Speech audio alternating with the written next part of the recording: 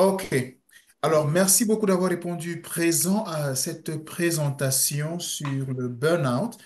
J'ai eu le privilège d'avoir la réponse positive d'un expert dans le domaine qui m'a dit tout de suite oui pour partager ses connaissances avec nous. C'est vrai que je l'ai rencontré il y a quelque temps dans une session de conférence de formation également où il parlait de burn-out. Et j'étais bien marqué par sa participation. Et je me suis dit, dès que j'en aurai l'occasion, je vais le faire revenir. C'est quelqu'un qui, depuis 20 ans, fait ce qu'il fait. Il est le fondateur et le dirigeant de Motivation Première, une entreprise qui propose des solutions innovantes et spécialisées pour guider les leaders vers le succès dans tous les aspects de leur vie. Cela veut dire qu'on est bien nourri, on est bien logé aujourd'hui. Sa mission est d'aider les uns et les autres à alléger leur mental et leur relation émotionnelle, gagner en vitalité et en énergie, améliorer leur confiance et leur estime de soi, à explorer de nouvelles compétences et à révéler leurs talents cachés pour trouver un véritable équilibre entre la vie professionnelle et la vie personnelle. Un point que j'apprécie tout particulièrement, c'est qu'il dit il apporte son expérience et sa méthode et sa vision basée sur 80% de psychologie et 20% de stratégie. Nous sommes donc logés à la bonne enseigne aujourd'hui et je vous prie de recevoir François Michalon qui sera notre expert du jour. François, est-ce qu'il y a un ou deux éléments que tu aimerais ajouter à ta présentation? Non, elle est bien déjà. Bonsoir, merci Patrick pour cela. Bonsoir à tous et tous ceux qui vont arriver. Il y aurait tellement de choses à dire. Euh, Peut-être préciser qu'à la base, je suis un entrepreneur depuis ma plus tendre enfance. Donc j'ai une grande expérience derrière moi dans différents domaines d'activité, finance, immobilier, également industrie. Et puis je me suis toujours intéressé à l'être humain. Euh, parce que l'être humain est fabuleux et qu'il y a Mhm. tellement à découvrir et à l'aider à découvrir. Parce que quand on arrive, je dis quand on arrive, quand on naît, on n'a pas de mode d'emploi et ce sont nos parents, nos grands-parents qui commencent à faire l'éducation, à nous amener dans la vie, à nous élever dans la vie, puis ensuite on a nos propres expériences et Ouais. c'est ce qui est passionnant. Donc voilà, moi c'est ce côté entrepreneur et ce côté aller à la découverte des autres qui m'a toujours interpellé. Et c'est pour ça que depuis 20 ans, j'ai créé une structure spéciale pour accompagner. Alors j'ai démarré avec des sportifs de niveau parce que l'avantage c'est que ça permet, on a un chrono, on a des chiffres qui permettent de constater l'intérêt d'une méthode pour améliorer ses compétences. Et puis après, ça s'est développé sur des entrepreneurs, des dirigeants. Et puis de fil en aiguille, ensuite j'ai traité le burn-out puisque j'ai connu bien évidemment le burn-out à une époque où le nom n'était pas connu, lui. Ça m'a d'ailleurs, j'en ai gardé entre guillemets euh, une séquelle entre guillemets, mais qui est un point fort pour moi. Donc le sujet, je le connais bien, c'est pour ça d'ailleurs que j'ai coécrit un livre avec deux médecins sur le sujet du burn-out. C'est un livre qui est très pratique pour justement aider au quotidien. Voilà. Le complément Hmm. que je peux, que je rajoute avec grand plaisir, Patrick. Merci beaucoup, François, pardon. Merci, François. Alors, avant de commencer, est-ce que quelqu'un ici pense avoir déjà été victime du burn-out? Un petit oui dans le chat ou un non ou un peut-être ou un pas sûr. Est-ce que quelqu'un pense déjà avoir été victime du burn-out?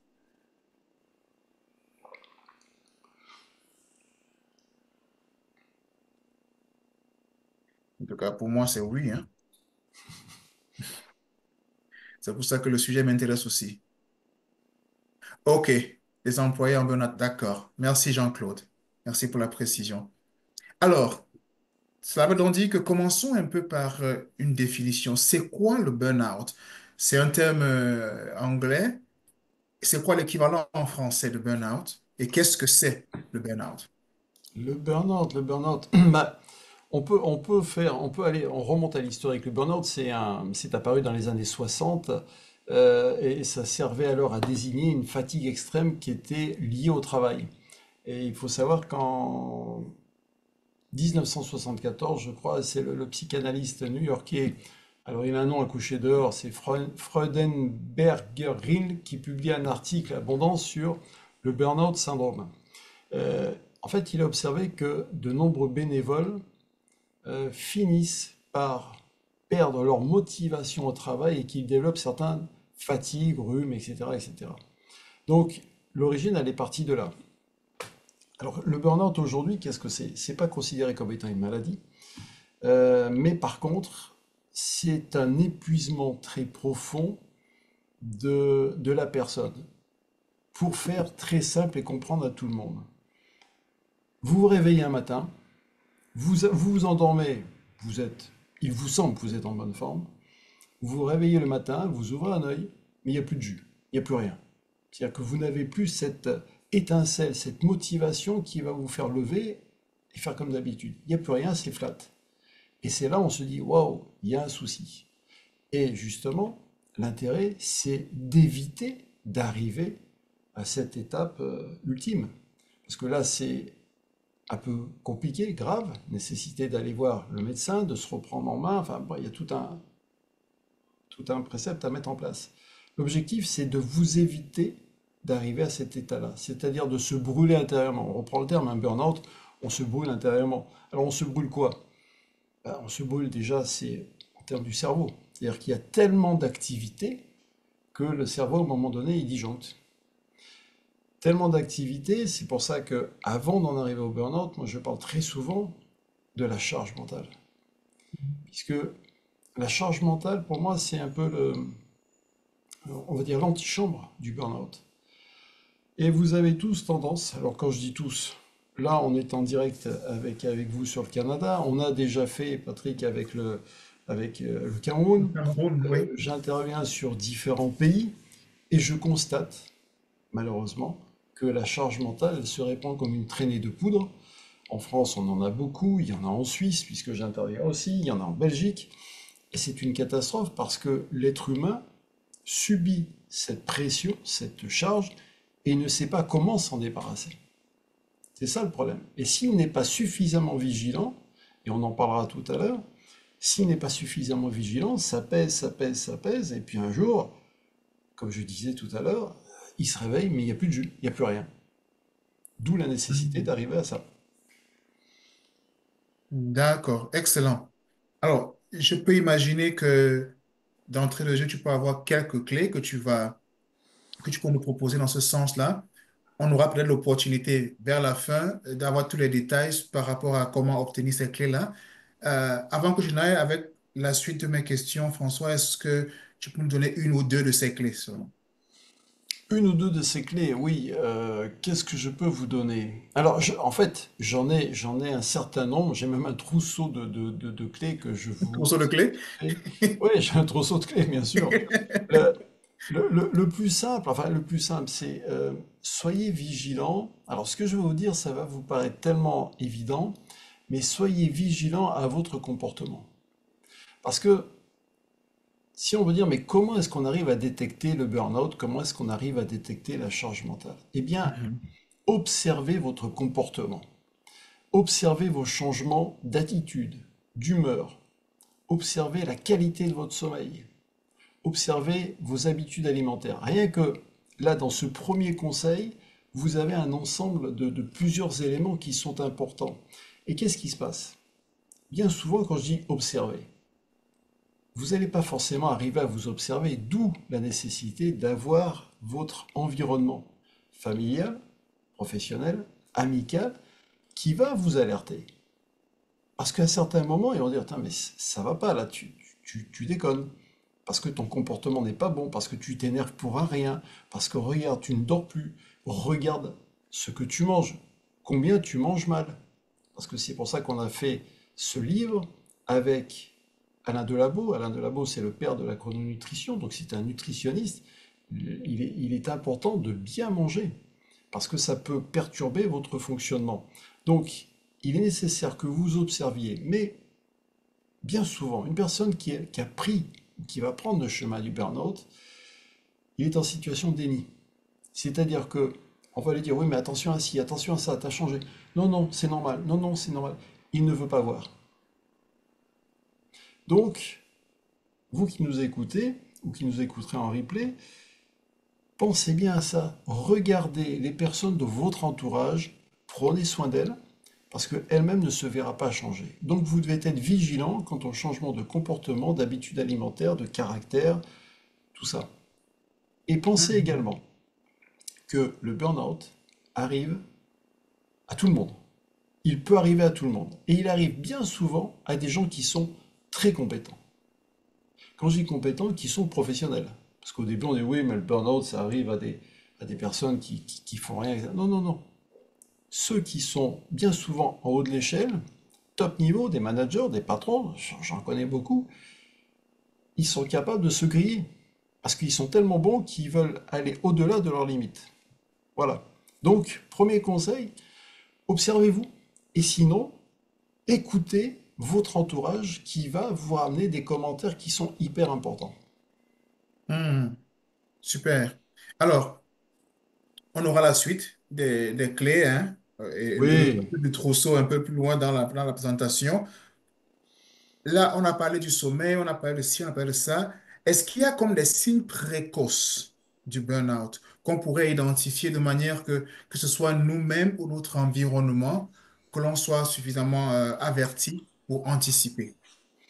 bah, des signes précoces, oui, puisque là, quelque part, je viens de vous en donner. C'est-à-dire que si vous constatez que vous changez de comportement, vous dormez plus difficilement. Un chef d'entreprise, bien souvent, moi j'en ai, qui me disent, oh là là, les nuits sont courtes, ou je me réveille en pleine nuit, je ne sais pas comment retrouver le sommeil. Évidemment, parce que vous êtes assailli de pensées, on va dire, négatives, d'inquiétudes, de doutes, de peur. Donc par conséquent, ça perturbe la qualité de votre sommeil. Je parle bien de la qualité.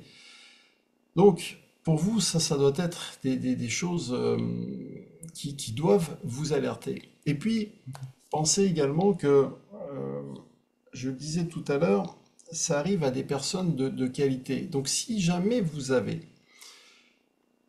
quelqu'un de perfectionniste, eh bien, vous êtes un excellent candidat pour le burn-out.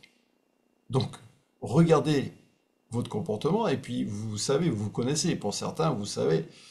Donc, si vous êtes perfectionniste, vous êtes un bon sujet. Ce qui veut donc Mhm. dire que soyez doublement vigilant. Au moins, vous serez prévenu. Donc, les perfectionnistes, ceux qui veulent, les jusqu'au boutistes, ceux qui veulent mieux faire, plus faire, vous êtes en danger aussi. Pourquoi vous êtes en danger?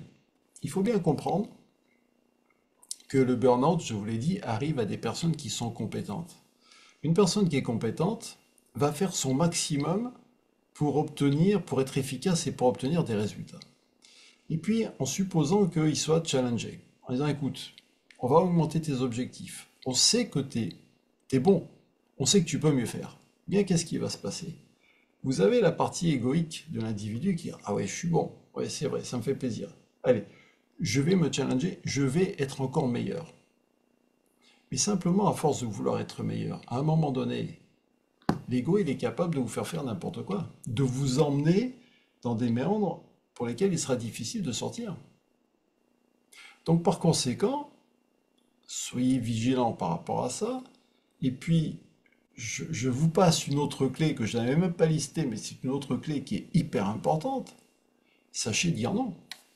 Parce que le nombre de personnes que je récupère qui sont en souffrance, qui sont en excès de charge mentale, en excès de poids, tout simplement, ils n'ont pas su dire non. Ils ne savent pas dire non. Et d'ailleurs, regardez ceux qui nous écoutaient, regardez si vous avez cette capacité à dire non. Non, je peux pas. Non, je ne veux pas. Non, non, non. Le non, pourtant, trois lettres. Eh bien, combien de fois l'utilisez-vous? Combien de fois osez-vous l'utiliser? Bien souvent, oui, oui, je vais faire. Ne t'inquiète pas, je vais me débrouiller. Oui, oui, je fais, je fais. Pas de problème. Vous acceptez de vous charger, de vous charger, de vous charger. Pour quel intérêt? Aucun. Vous allez vous épuiser, vous fatiguer. Voilà, encore donc je dirais des clés et des choses à comprendre pour vous aider à être vigilant dans votre approche du burn-out, pour l'éviter bien sûr. Hmm. Justement, j'allais, et c'est bien que tu aies pu compléter avec cette autre clé, parce que j'allais dire qu'un point aussi important, c'est la capacité à dire non. Et je me suis très bien retrouvé dans la description que tu as faite là. Et ce qui m'a moi-même poussé à prendre une décision, je me suis dit, entre maintenant et je ne sais pas, peut-être 3 mois ou 6 mois, je me dis, il y a des choses que je n'accepte plus de faire. Tant que je ne finis pas ce que j'ai choisi de faire, je ne prends plus autre chose. Parce C'est qu'une ça. personne vient avec un projet, dit, ah oui, oui, non, c'est quand même un tel, il faut que je l'aide. Et une autre personne arrive et on se retrouve avec tellement de choses à faire que on est subjugué, on est absorbé et ça devient un vrai problème. La capacité à dire non, entièrement d'accord avec toi là-dessus. Je voudrais récupérer le commentaire de Nathalie dans le chat.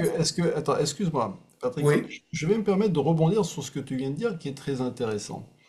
Parce que tu as dit, je vais mettre en place maintenant, je vais dire non et je vais arrêter de faire plusieurs choses. oui. Là, je reviens à une clé, une autre clé que je n'avais pas prévue, mais une Mais tant autre mieux. clé qui est hyper importante. Regardez, c'est en admettant que vous travaillez sur votre ordinateur. Et qu'est-ce qui se passe? Vous allez ouvrir une fenêtre, une deuxième fenêtre, une troisième, une quatrième, etc., etc. Et vous aurez plein de fenêtres. Ok? À un Mhm. moment donné, vous risquez de vous perdre avec toutes ces fenêtres. Ce qui veut donc dire que si vous ne fermez pas au fur et à mesure les fenêtres, une fois que vous avez fini de la consulter ou que vous avez fini de faire votre travail, vous aurez une Bingo, multitude de fenêtres.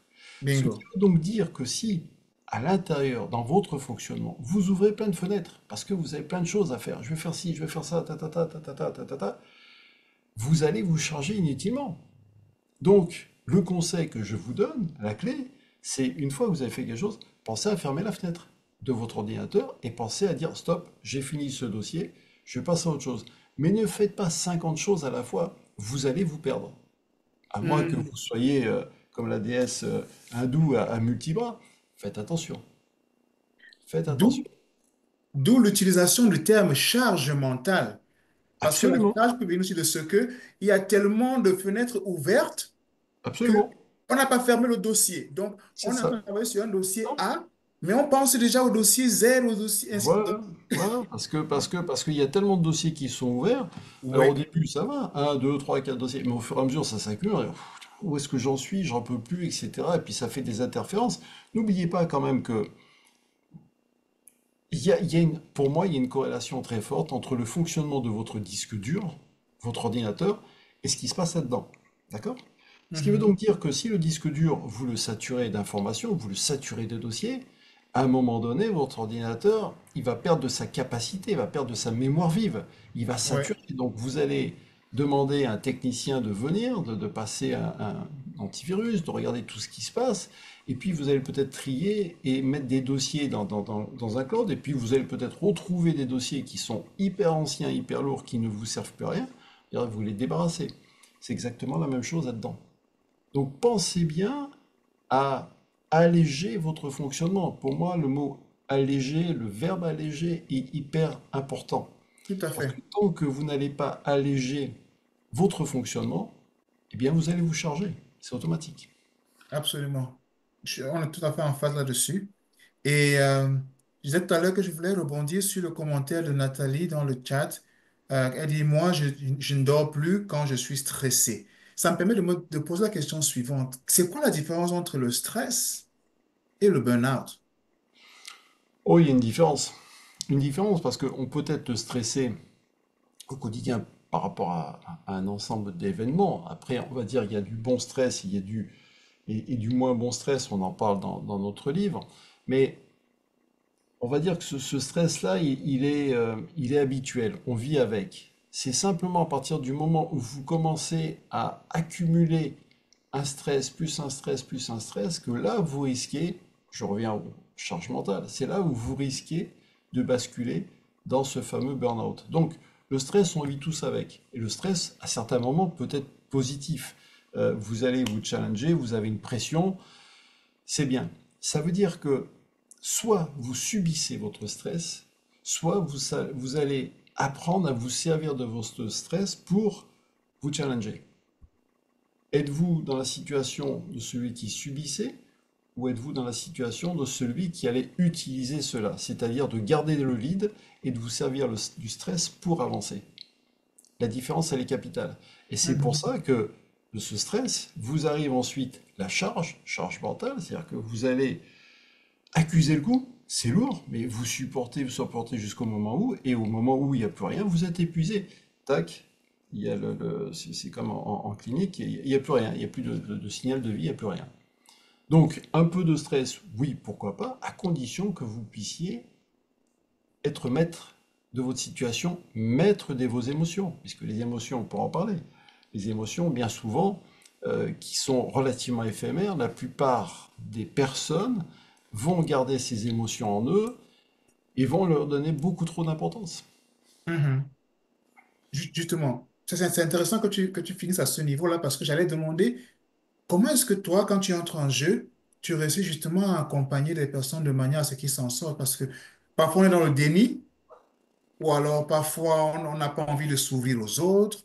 Parfois, plusieurs raisons peuvent nous empêcher de faire le pas et croire qu'on peut le faire tout seul.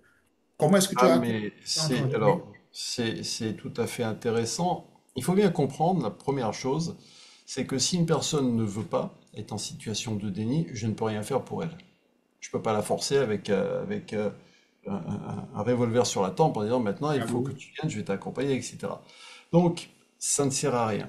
Par contre, une personne qui constate, en disant effectivement je commence à ramer, c'est difficile, ça va pas, etc. Là, la personne, c'est intéressant, surtout que certaines me disent j'en peux plus, je ne sais plus comment faire, j'ai essayé tellement de choses, je n'en peux plus. Donc là, c'est bien parce que déjà, il y a une prise de conscience de la personne, mais elle a aussi conscience qu'elle ne sait pas sortir du bourbier dans lequel elle s'est enlisée.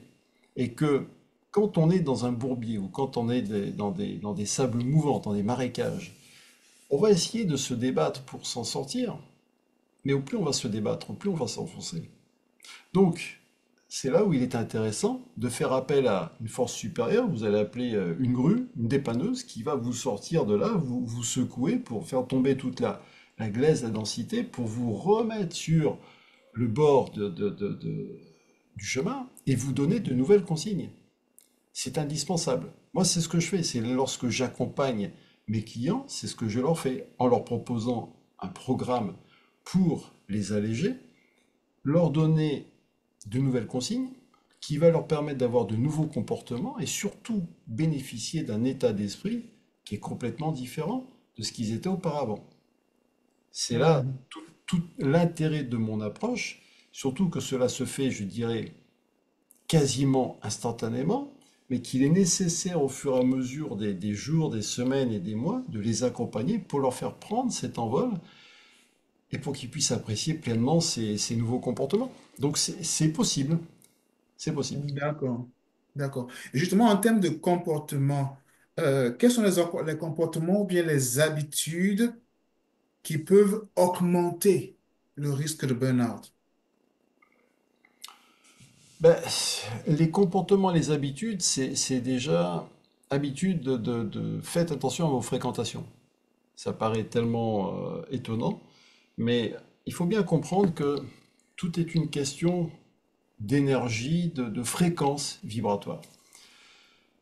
Au plus vous êtes dense, au plus vous allez faire des efforts. Au plus ça va être dur pour vous et au plus vous allez fréquenter des gens qui sont à votre niveau, ce qui est tout à fait normal. Vous ne pouvez pas attirer des personnes qui sont d'un autre niveau. Je donne souvent cet exemple. Si vous habitez au rez-de-chaussée de votre immeuble, ou éventuellement au moins un, comme ça se fait dans certains quartiers à Londres, eh bien, vous aurez des voisins de votre palier. Mais vous n'aurez pas le voisin du 10e ou du 20e étage, ce qui est complètement différent. Mais si vous êtes au 20e étage, là, vous aurez une autre vue, vous aurez un autre état d'esprit. Donc, votre fréquence vibratoire va vous attirer à vous en fonction de ce que vous êtes.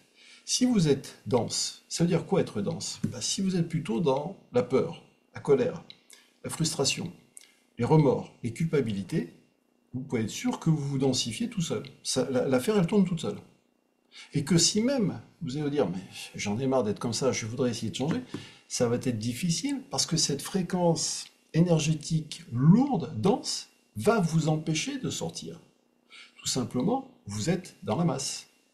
savez, vous avez déjà entendu parler. Bon, c'est la masse. Oui, Mhm. mais la masse, est-ce que c'est léger une masse? Non, c'est lourd une masse. Donc vous êtes dans la masse. Comment faire pour sortir de cette masse? Pour vous élever. Moi, mon objectif, c'est d'élever les personnes que j'accompagne. Parce que Mhm.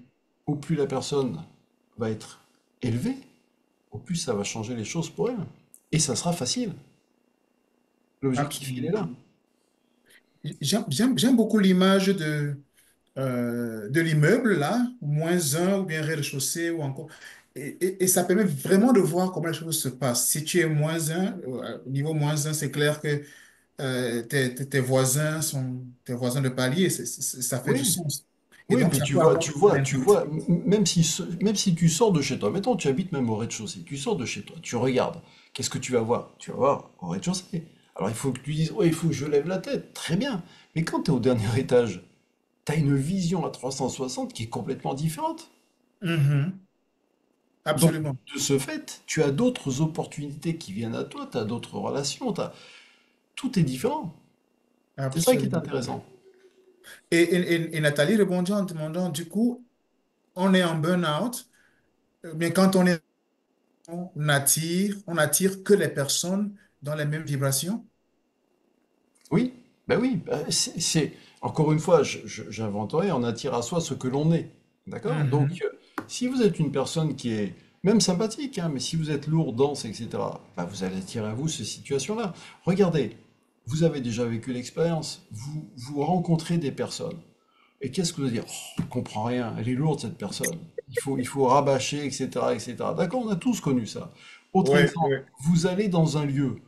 Oh là là, ça m'a fatigué, ça m'a épuisé. Vous allez dans les grands magasins, ne serait-ce que ça. C'est épuisant parce qu'il y a une masse de monde. Donc il y a un échange énergétique, il y a un brassage. C'est épuisant. Mais si vous allez dans une boutique de luxe, ah bah là, vous n'avez pas la foule. Vous êtes bien reçu, il y a la beauté, il y a tout un tas de choses. C'est différent. On n'est pas sur les mêmes côtés énergétiques. Donc c'est à Mhm. chacun de choisir ce qu'il veut faire de sa vie et où il veut aller de sa vie. Donc ça Absolument. demande également une réflexion. Parce que cette réflexion, elle est nourrie par vos formes de pensée. Donc surveillez vos formes de pensée. Mhm. Je t'ai entendu dire une fois, François, qu'il est possible d'éviter le burn-out et possible de s'en sortir par le haut. Oui, Ouais, pourquoi tu as dit un truc comme ça? parce que je le pense. Je le pense. Non, Et pas pour moi, dire que c'est mauvais, je veux dire que c'est quoi les raisons? Excuse la formulation. oui, alors non, alors pourquoi? Bah, je le pense, oui, mais c'est pas suffisant. Je le pense, mais parce que je le vis et je l'emmène avec des clients. Il faut savoir également, donc on a écrit ce livre avec les deux médecins. Le premier, c'est le docteur Ali HDI, avec qui je fais souvent des interventions, à la fois des vidéos que je publie sur LinkedIn, et puis on a fait aussi des interventions dans les cliniques, dans les hôpitaux, pour parler de la prévention du burn-out. Je dis bien, on a fait dans les hôpitaux et dans les cliniques.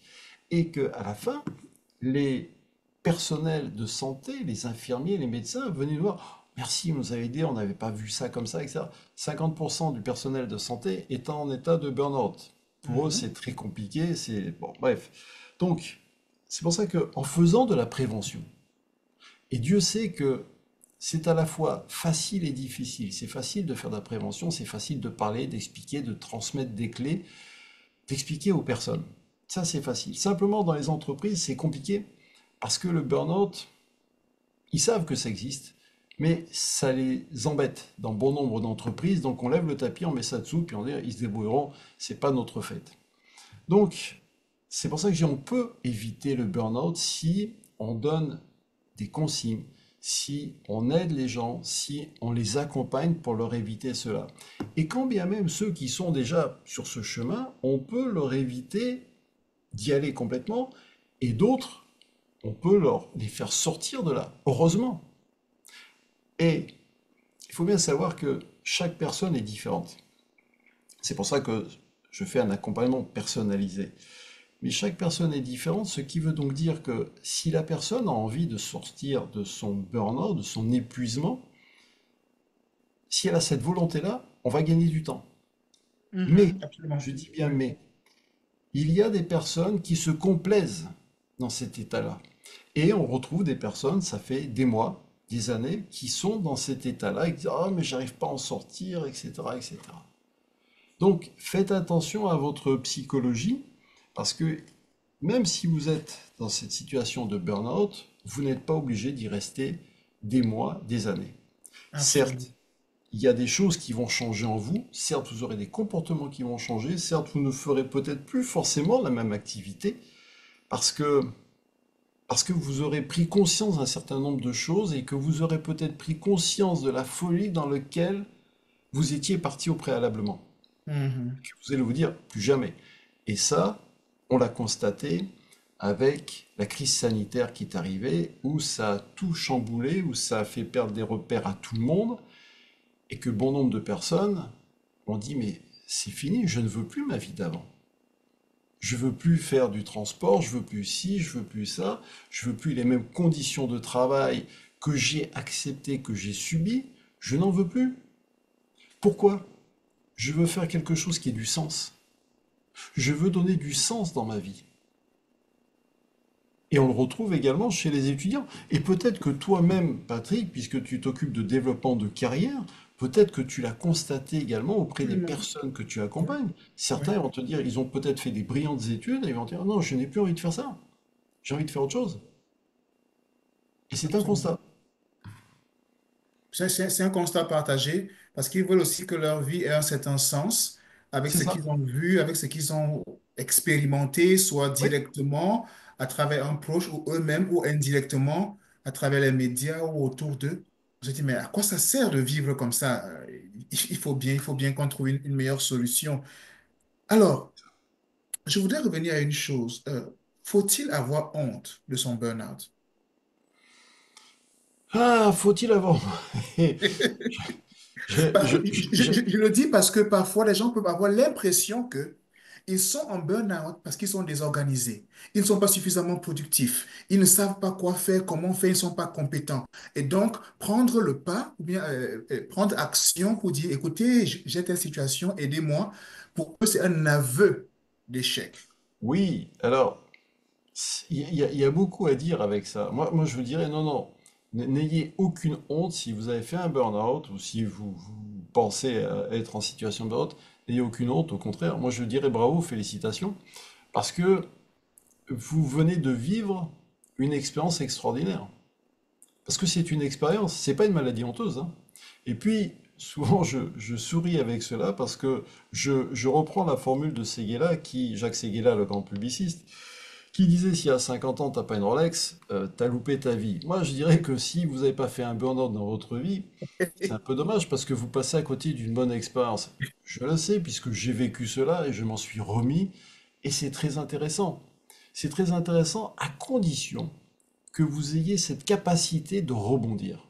Mhm. Ce qui est nécessaire, c'est de rebondir. Donc, c'est là où effectivement, je recommande d'être accompagné, parce que tout seul, c'est pas facile. On est bien d'accord. Quand Absolument. on a besoin d'apprendre quelque chose, si on va à l'école, c'est qu'on a des professeurs. Si on continue ensuite, on a des maîtres, on a des mentors qui vont nous apprendre tout cela. Donc, soyez entourés, faites-vous aider. Mais n'ayez pas honte d'avoir fait un burn-out, surtout Un burn-out, qu'aujourd'hui, oui. vous avez vu les chiffres. Qui n'a pas fait un burn-out? Alors, attention, aussi très important. C'est pour ça qu'on a appelé le livre Burn-out, le vrai du faux. Je rencontre des fois des personnes qui me disent ah, j'ai fait 5 rendez-vous, 10 rendez-vous dans la journée, je fais ci, je fais ça, je suis en burn-out, j'en peux plus. Stop, c'est pas ça un burn-out, hein. Ça, c'est simplement que vous êtes peut-être un peu trop agité du bocal, que vous jetez dans tous les sens, que vous êtes peut-être désorganisé, et ça, c'est pas un burn-out. On est bien d'accord. Un burn-out, c'est quand même sérieux et ça va affecter votre vie intérieure et votre santé mentale. Donc il y a bien deux choses. Donc si vous êtes dans l'agitation n'est pas productive. Donc revoyez vos façons de faire, vos comportements pour remettre de l'ordre dans tout ça.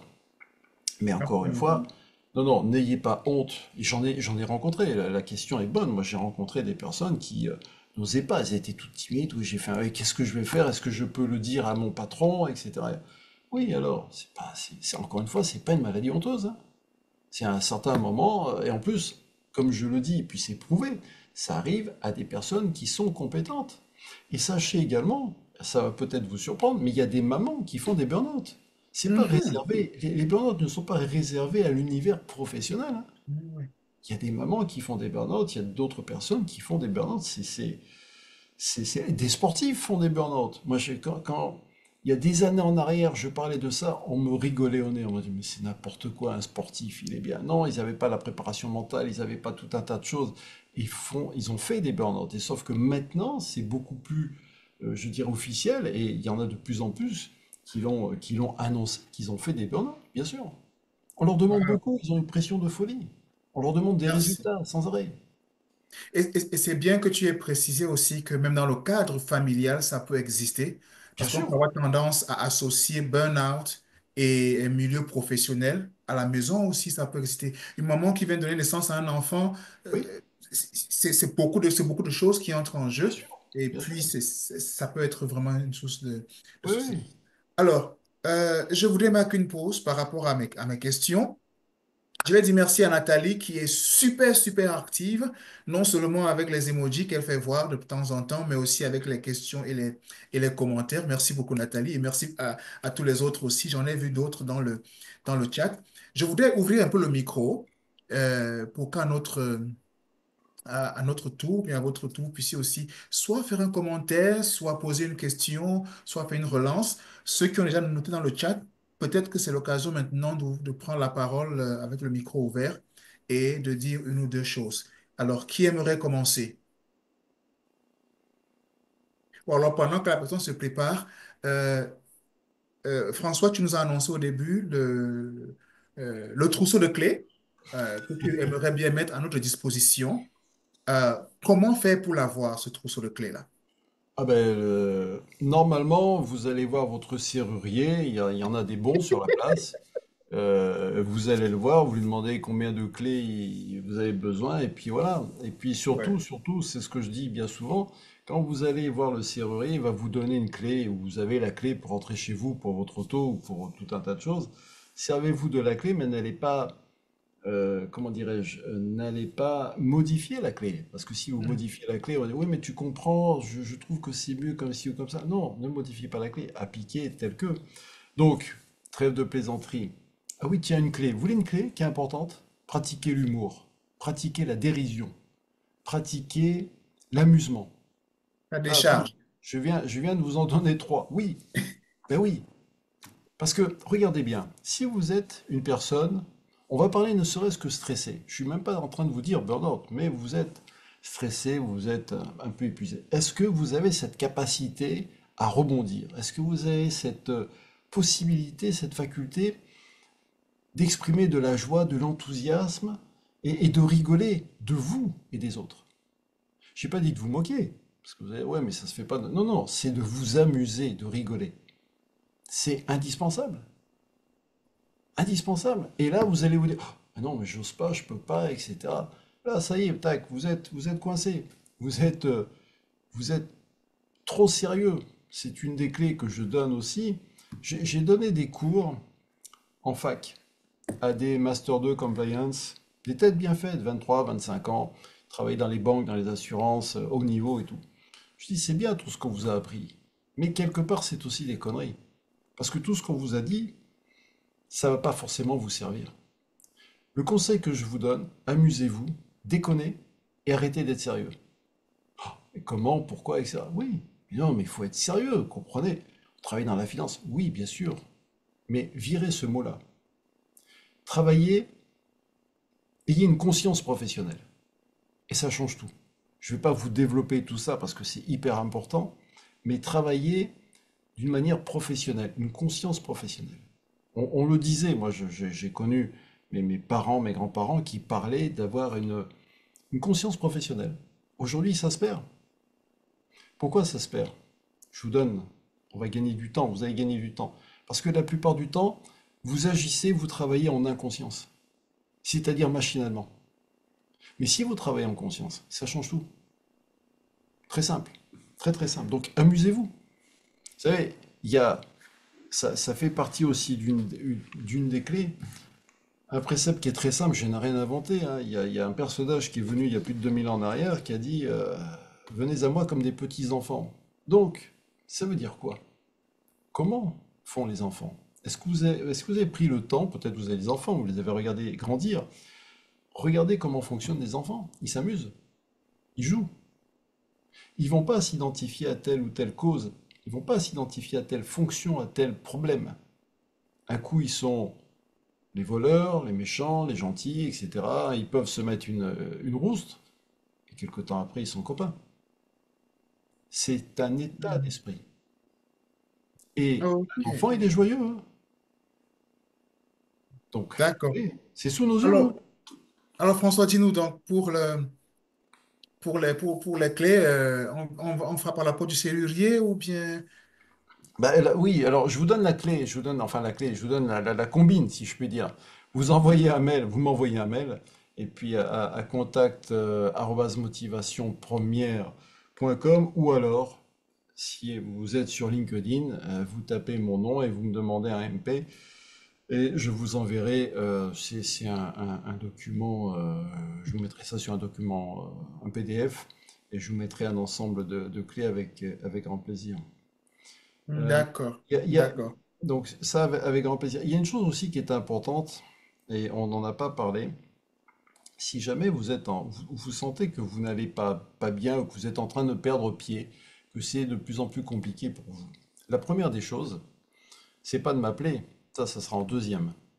La première des choses, c'est d'aller voir votre médecin, c'est d'aller voir les professionnels de la santé, et pour expliquer la situation. Alors je sais qu'il y a beaucoup de médecins qui ne savent pas forcément gérer cela et qui vont dire, voilà, t'es pas bien, je vais te donner des cachets pour te permettre d'être plus tranquille, de te détendre, etc., etc. Moi, ce que je vous conseille de faire, c'est d'aller voir votre médecin et dire, écoute, je suis pas en super forme, il serait bien qu'on fasse un bilan sanguin général pour voir ce qui se passe, parce que ça se trouve, peut-être qu'il vous manque tout simplement des vitamines ou différentes choses dans votre organisme. Donc, première des choses, c'est vous allez voir le médecin, bilan sanguin général pour vérifier votre état de santé global et mieux comprendre ce qui se passe. Donc, soit tout va bien, donc effectivement, là, vous pourrez dire, bah, effectivement, il y a peut-être un souci d'une fatigue mentale. Vous pouvez demander aussi, pourquoi pas, de faire un dosage du cortisol. Vous savez, c'est pour évaluer le niveau de stress Le stress. qui est important. Et puis, si vous apercevez qu'il y a d'autres choses, peut-être faire des examens complémentaires. Donc, pour moi, ça, c'est la base. Ça passe par là. Vous allez voir le médecin. Et si j'ai coécrit ce livre avec deux médecins, c'est qu'il y a des raisons. Mais pensez bien une chose, c'est que même un médecin peut tomber dans le burn-out. La preuve, j'ai sauvé, entre guillemets, ou sorti de son burn-out le docteur Alain Delabo. D'ailleurs, il le dit très souvent parce que je fais des interventions avec lui. Je l'ai sorti de son burn-out. Je l'ai emmené, je lui ai fait un programme et il était stupéfait. Et je reprends un de ses termes parce que j'aime beaucoup le terme qu'il avait dit. Il a dit avec François on ne fait rien et tout se fait. Et là, il y a quelque chose à comprendre parce que c'est très intéressant. Donc, j'ai sorti Alain de son burn-out et Alain de Labo m'a fait découvrir la chrononutrition que j'applique maintenant et qui est très intéressante aussi. C'est-à-dire une méthodologie pour se nourrir, mais qui est d'une simplicité enfantine. Ce n'est pas un régime, hein, c'est simplement une manière de faire et de se nourrir. Donc, les médecins sont hyper importants. Donc prenez le temps, allez voir un médecin, professionnel de la santé, pour voir ce qu'il en est. Et ensuite, ce que je conseille, j'ai certains clients qui se font accompagner aussi par un psychologue, parce que ça leur permet de discuter. Beaucoup me disent, bon, c'est bien, mais ça ne m'apporte pas vraiment, mais au moins c'est bien. Et puis ensuite, c'est de vous faire accompagner par une autre personne qui a une autre façon de voir et une autre façon d'agir. Moi, par exemple, mais vous pouvez très bien dire, moi, j'ai quelqu'un qui va faire, je sais pas, de la sophrologie, de l'hypnose, etc. Il est nécessaire de prendre le temps de discuter avec la personne et de voir ce qui va vous convenir. Mais voilà le chemin que je conseille à ceux qui se disent aujourd'hui, je suis dans quel état? Allez voir la médecine, parce qu'encore une fois, la médecine officielle, elle fait quand même des choses qui sont bien et nécessaires. Donc voilà, c'est important de le préciser. Merci beaucoup, merci. Alors, est-ce qu'il y aurait des questions, commentaires, suggestions dans le chat ou bien ouvrez le micro ou encore une question à laquelle... Euh, euh,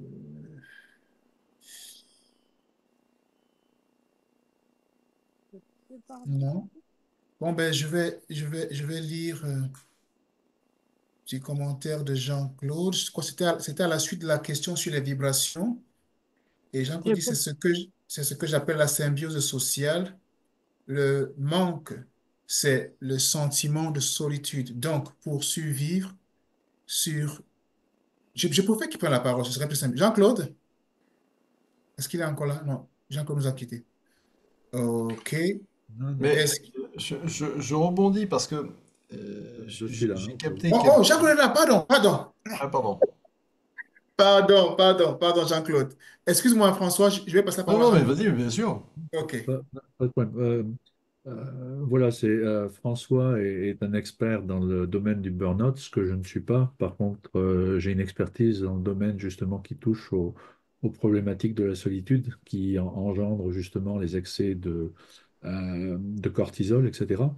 Et un des éléments qu'on a remarqué, c'est que beaucoup de gens souffrent de solitude dans l'entreprise. C'est-à-dire que la solitude, au terme loneliness en anglais, c'est différent en français.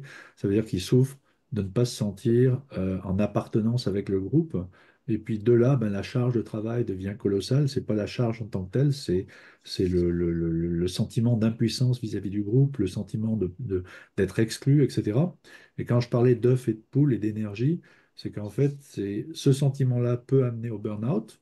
Puis le burn-out amène encore plus à se sentir isolé des autres. Donc c'est un peu le principe de l'œuf et de la poule. Et c'était juste une remarque que je faisais par rapport aux énergies, mais je suis sûr que François a beaucoup plus de choses à dire que moi sur cet aspect-là, si ça résonne pour lui.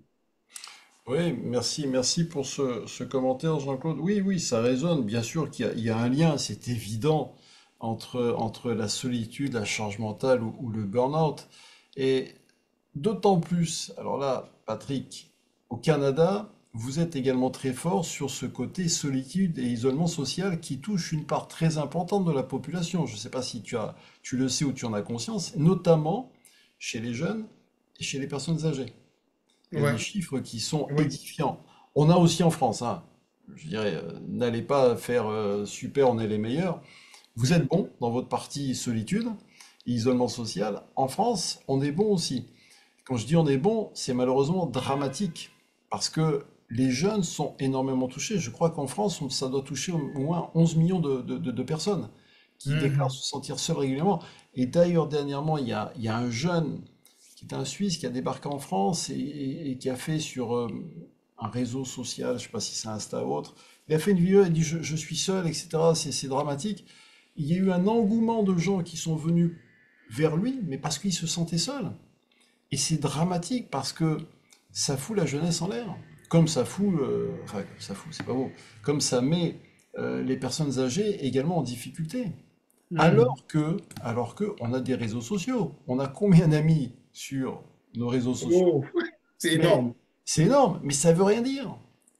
Et alors, ce qu'il faut bien comprendre, c'est que la crise sanitaire a fait une propagation de l'isolement. Les gens, et même encore aujourd'hui, hein, on le constate, les gens sont seuls, n'osent pas sortir parce qu'il y a une insécurité.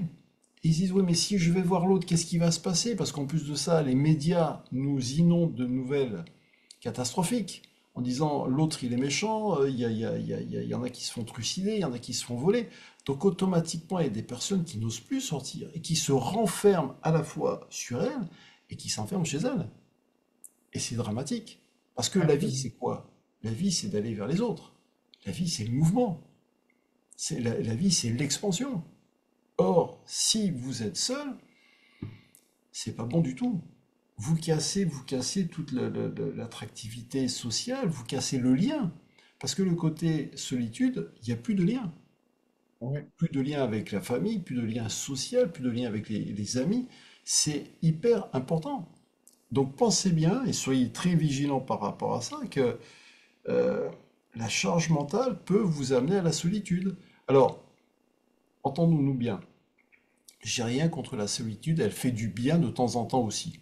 D'accord? Parce que peut-être que ceux qui nous écoutaient Dites, j'ai besoin d'un moment de solitude. Oui, bien sûr, moi aussi j'ai besoin d'être tranquille par moment ou d'aller me balader seul, de me retrouver. Mais ça c'est différent parce que c'est volontaire. Ce n'est pas subi, comme je disais tout à l'heure. Et puis, ce côté solitude, on le retrouve chez des dirigeants. Moi, j'ai des dirigeants, des entrepreneurs qui me disent, mais je suis seul, je suis dans ma tour d'ivoire. Oui, certes, ma tour d'ivoire, elle est belle, mais je suis seul. Pourquoi? Bah, parce que je ne peux pas parler avec mon épouse ou mon conjoint de certains problèmes, je ne peux pas parler avec différentes personnes de mon entreprise, je suis seul. Comment je fais? Et si vous gardez tout ça à l'intérieur de vous, tous vos problèmes à l'intérieur de vous, mais c'est hyper compliqué, parce que ça a besoin d'être extériorisé. Donc la solitude vous enferme, alors qu'il est besoin nécessaire de s'ouvrir. Et c'est pour ça d'ailleurs que je suis en train de mettre en place un nouveau programme pour aider les salariés dans les entreprises à libérer la parole. Et en libérant la parole, en donnant des conseils personnalisés, eh bien ça permet à ce que l'individu se sente beaucoup mieux et automatiquement l'entreprise est contente parce que ça améliore cette fameuse performance. Pardon. Donc c'est hyper Mhm. important. Oh non, bonne intervention, bien sûr. Merci beaucoup, François. Super, super. Alors, une question que je vois dans le chat, c'est comment savoir qu'il faut quitter l'employeur pour préserver sa santé? J'allais vous dire, première réflexion qui me venait, c'est du bon sens. Si vous n'êtes pas bien, partez. Si vous n'êtes pas bien quelque part, partez. C'est aussi simple que ça. Partez après, on est bien d'accord, après avoir peut-être pris rendez-vous, rencontré votre N plus 1, rencontré vos directions, pour exposer le problème. Parce que ça, c'est nécessaire aussi, parce que vous avez peut-être une manière de voir qui est peut-être différente que la direction.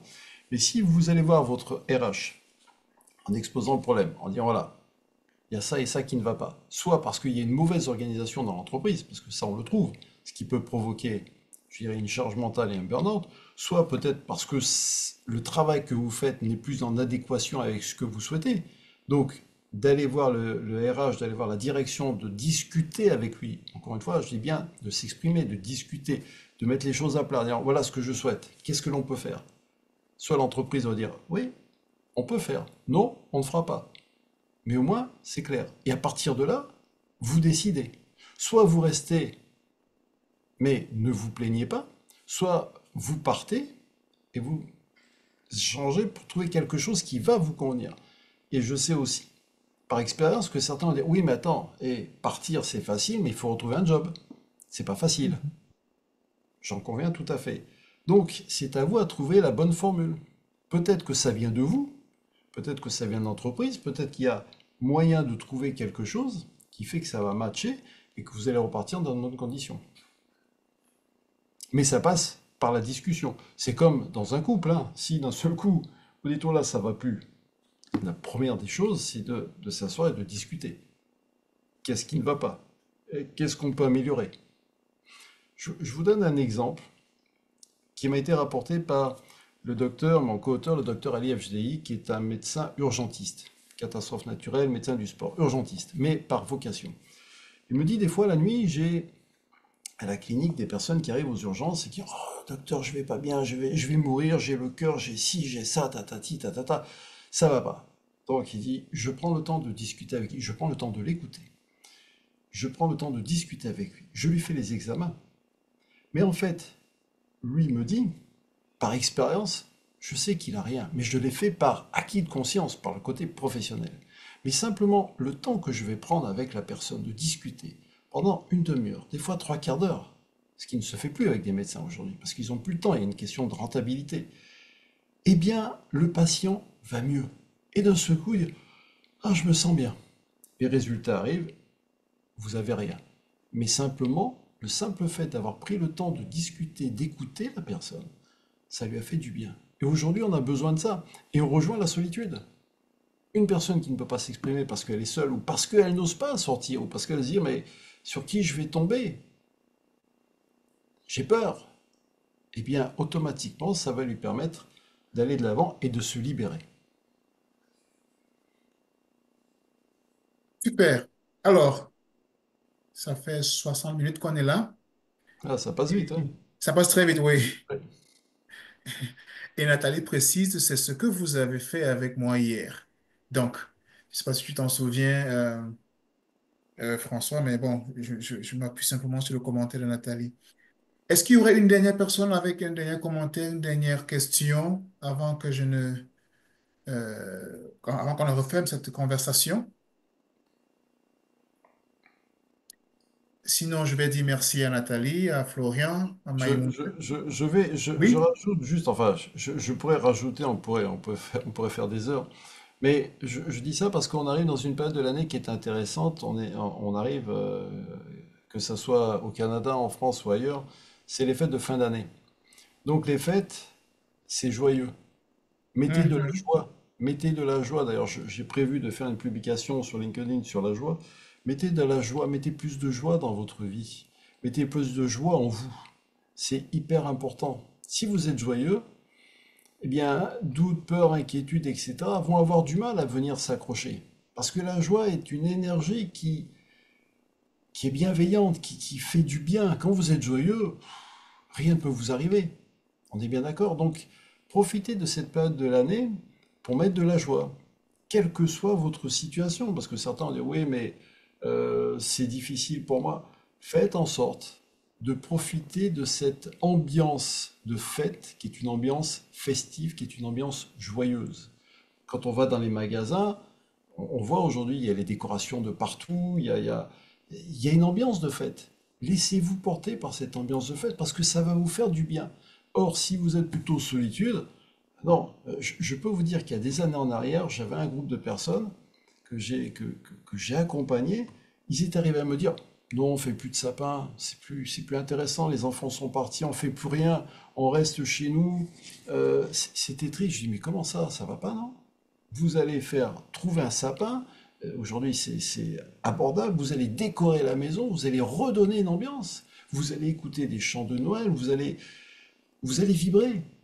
Et vous allez vous apercevoir que ça va vous faire du bien. Voilà. Donc, c'est la période de l'année, on arrive en décembre. Mettez de la joie, mettez de l'amusement, et en plus de ça, vous allez vous apercevoir que ça se transmet facilement. Voilà. Eh bien, ça nous a fait du bien de pouvoir échanger avec toi, François, et tous les autres, d'en apprendre un peu plus et de découvrir de nouvelles choses sur le burn-out. Je rappelle pour ceux qui ne sont pas encore connectés à François de le faire sur LinkedIn Oui, et également de lui demander le trousseau de clés qu'il a promis ici. J'ai une liste de personnes qui se sont inscrites mais qui n'ont pas pu se présenter. Donc, ce que je vais faire, je vais rentrer vers elles, les oui, encourager aussi bien à en sûr. profiter et leur partager le replay. Oui, Donc, voilà. Je pense que merci encore. c'est une bonne. Oui, Merci d'avoir pensé à enregistrer parce qu'on ne le fait pas toujours, on oublie oui. dans la précipitation. Donc, non, ça va servir à d'autres. L'objectif, il est Ça là, va c'est de effectivement partager. servir. Donc, merci à Jean-Claude, à Nathalie, à Florian. Nathalie que j'ai découvert avec beaucoup de plaisir. Merci Nathalie. J'espère te revoir une autre fois, une autre occasion. Florian, Maïmouna, Raïssa et d'autres qui sont partis un peu plus tôt. Je vous souhaite une bonne fin de soirée et à très bientôt. Au revoir. Au revoir. Mhm.